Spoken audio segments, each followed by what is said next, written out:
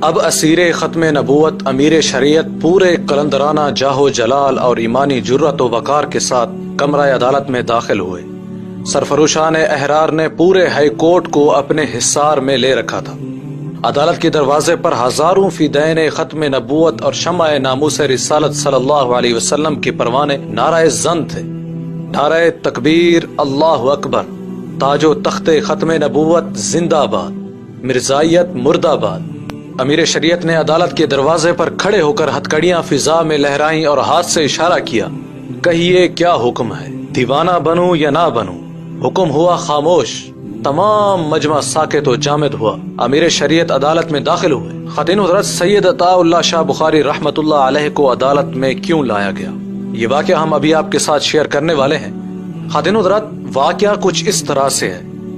خاتون حضرت سید محمد کفیل شاہ بخاری مارکہ حق و باطل کے نام سے حضرت امیر شریعت سید عطا اللہ شاہ بخاری اور جسٹس منیر کا ایک دلچسپ اور ایمان افروز مکالمہ بیان کرتے ہیں۔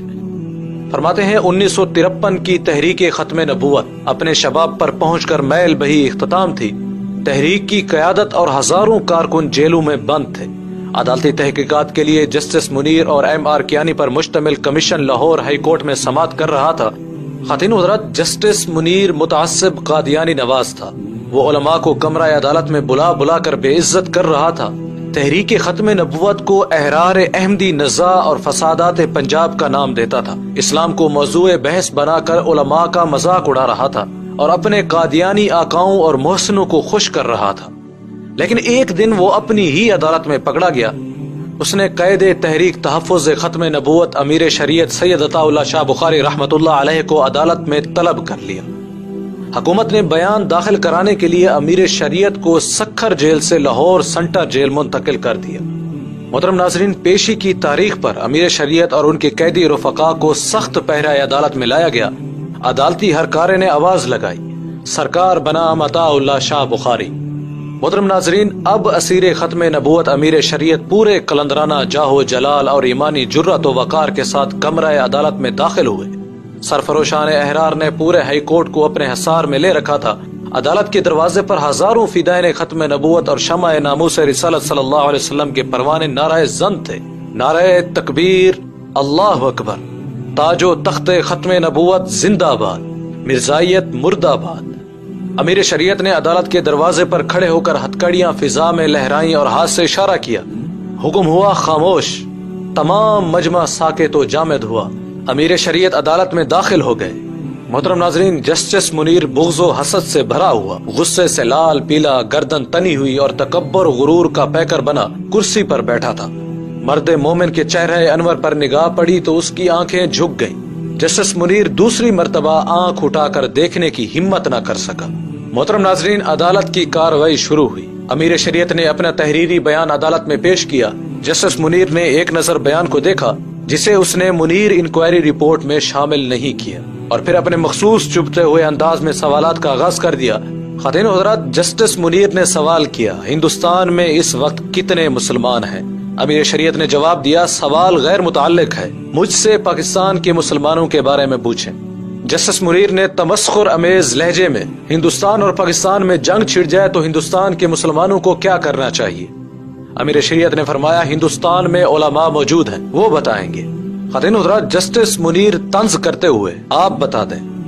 امیر شریعت نے فرمایا، پاکستان کے بارے میں پوچھیں، یہاں کے مسلمانوں کو کیا کرنا چاہیے؟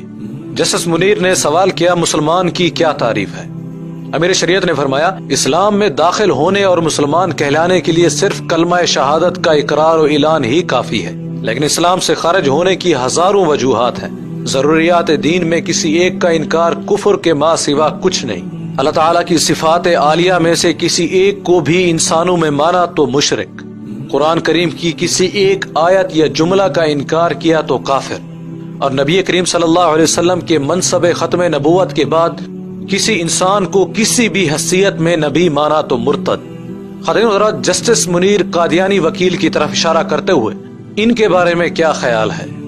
امیر شریعت نے فرمایا، خیال نہیں عقیدہ ہے جو ان کے بڑوں کے بارے میں ہے۔ محترم ناظرین، مرزائی وکیل نے سوال کیا، نبی کی کیا تعریف ہے؟ امیر شریعت نے فرمایا، میرے نزدیک اسے کم از کم ایک شریف آدمی ہونا چاہیے۔ جسٹس منیر بدتمیزی کے انداز میں، آپ نے مرزا قادیانی کو کافر کہا ہے؟ امیر شریعت نے فرمایا میں اس سوال کا آرزو مند تھا۔ کوئی 20 برس پہلے کی بات ہے، یہی عدالت تھی جہاں آپ بیٹھے ہیں۔ یہاں chief justice mister justice Douglas Young تھے، اور جہاں مسٹر کیانی بیٹھے ہیں یہاں رائے بہادر جسٹس رام لال تھے۔ یہی سوال انہوں نے مجھ سے پوچھا تھا، وہی جواب آج دہراتا ہوں۔ میں نے ایک بار نہیں ہزاروں مرتبہ مرزا کو کافر کہا ہے، کافر کہتا ہوں، اور جب تک زندہ رہوں گا کافر کہتا رہوں گا۔ یہ میرا ایمان اور عقیدہ ہے، اور اسی پر مرنا چاہتا ہوں۔ مرزا قادیانی اور اس کی ذریت کافر و مرتد ہے۔ مسلمہ کذاب اور ایسے ہی دیگر جھوٹوں کو دعوی نبوت کے جرم میں قتل کیا گیا۔ محترم ناظرین، جسٹس منیر غصے سے بے قابو ہو کر دانت پیستے ہوئے، اگر غلام احمد قادیانی آپ کے سامنے یہ دعویٰ کرتا تو آپ اسے قتل کر دیتے۔ امیر شریعت نے فرمایا میرے سامنے اب کوئی دعویٰ کر کے دیکھ لے۔ محترم ناظرین، حاضرین عدالت، نعرہ تکبیر، اللہ اکبر، ختم نبوت زندہ باد، مرزائیت مرد آباد، کمرہ عدالت نعرے سے لرز گیا۔ جسٹس منیر نے بکھلا کر کہا توہین عدالت۔ امیر شریعت نے جلال میں آ کر فرمایا توہین رسالت۔ محترم ناظرین، جسٹس منیر دم بخود خاموش، مبہوت، حواس باختہ، چہرہ زرد، ہوش انکا، پیشانی سے پسینہ پوچھنے لگا۔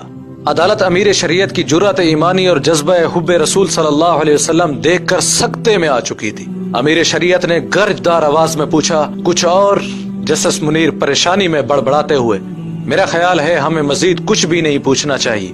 عدالت برخاست ہوتی ہے۔ وہ صداقت جس کی بے باکی تھی حسرت آفرین۔ محترم ناظرین، امیر شریعت سید عطا اللہ شاہ بخاری رحمۃ اللہ علیہ کا یہ مکالمہ آپ کو کیسا لگا؟ اس کے بارے میں ہمیں کمنٹس میں ضرور بتائیں۔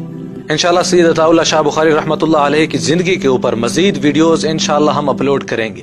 اگر یہ ویڈیو آپ کو اچھی لگی تو اسے لائک کریں اور شیئر بھی کریں۔